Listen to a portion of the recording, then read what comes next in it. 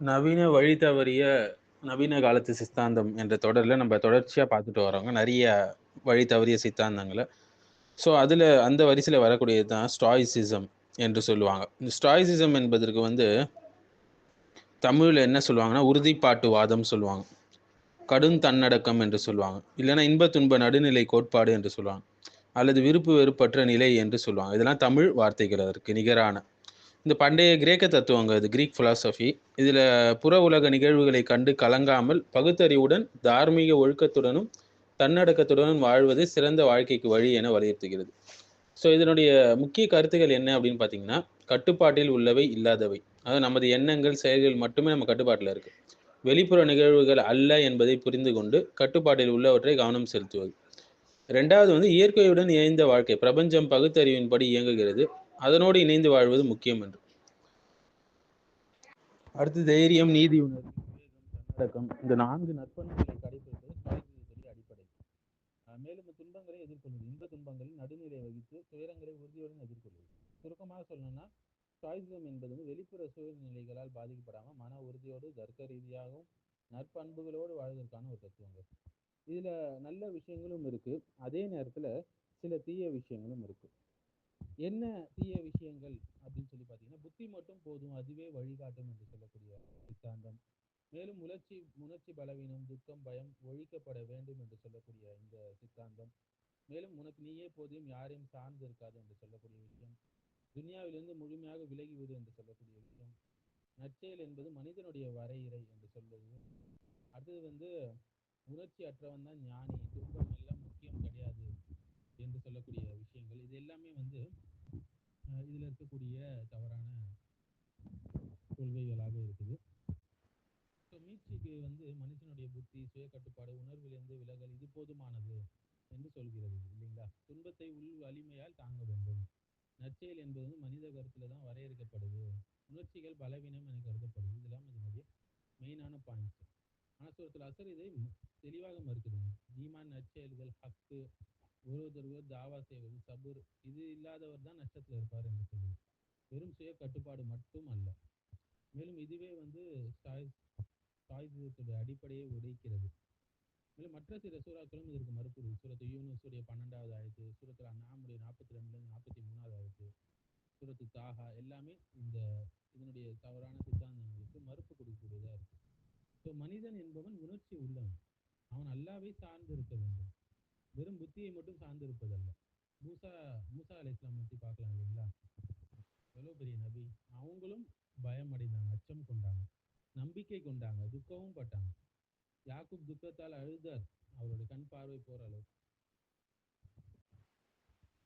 புத்தி மட்டுமே போதும் அதுவே வழிகாட்டு என்று சொல்லக்கூடியது இந்த ஸ்டாய்சிசம். ஆனால் குர்ஆன் என்ன சொல்லுது?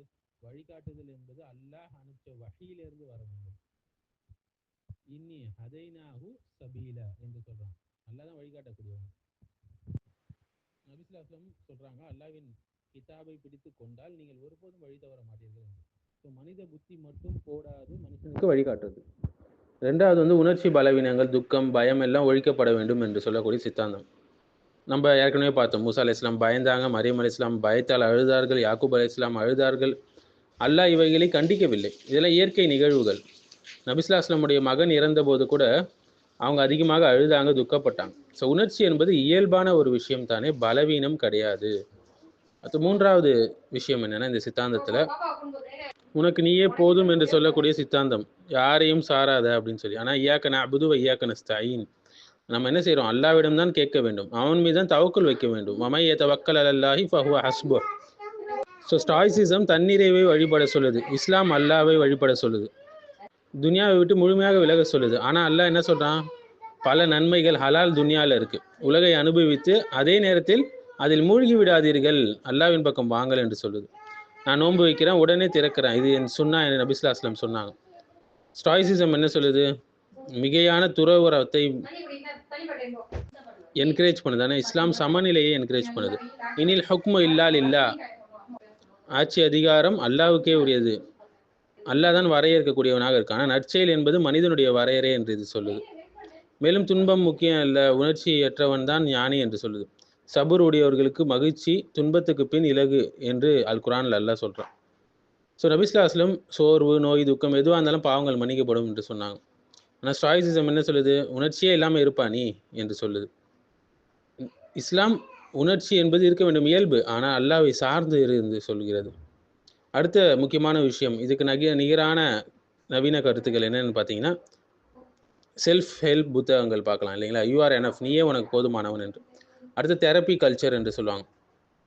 அவுட்கம்லலாம் அட்டாச் ஆகாத என்று. துவா என்பது அவசியம் இல்லை என்று.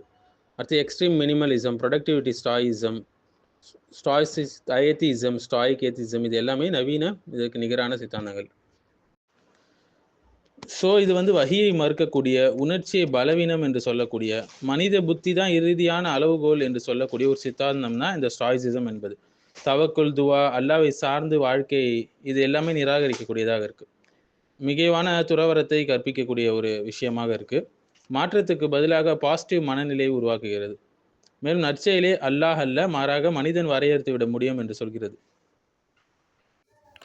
சூரத்துல் அஸ்ர் எப்படி இதற்கு முழு மறுப்பை கொடுக்குது என்று பார்க்குறோம். மனிதன் தன்னுடைய உள் புத்தியால் தான் வெற்றி பெறுகிறான் என்று சொல்லுது.